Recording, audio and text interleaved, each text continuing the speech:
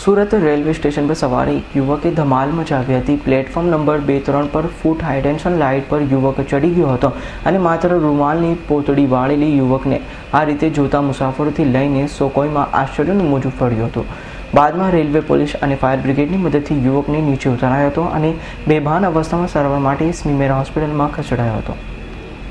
Surat railway police પાસેથી મળતી માહિતી મુજબ સવારે 9 વાગ્યાના આસપાસ એક યુવક પ્લેટફોર્મ નંબર 2-3 પર ફૂટ ઓવરબ્રિજ પરથી પતરા પર કૂદ્યો હતો અને બાદમાં હાઈ ટેન્શન લાઇન પર ચડી ગયો હતો। યુવક હાઈ ટેન્શન લાઇન પર હાથથી ચાલવા લાગ્યો હતો, જેથી મુસાફરોનું ધ્યાન જતાં ટોળા એકઠા થયા હતા। બાદમાં રેલવે પોલીસ સ્ટેશન માસ્ટર અને ફાયર બ્રિગેડને જાણ કરાઈ હતી। લગભગ 1.5 કલાક જેટલા ચાલેલા ડ્રામા બાદ યુવકને નીચે ઉતારાયો હતો, ત્યારે તે બેભાન હોવાથી તેને સારવાર માટે સ્મીમેર હોસ્પિટલે ખસેડાયો હતો।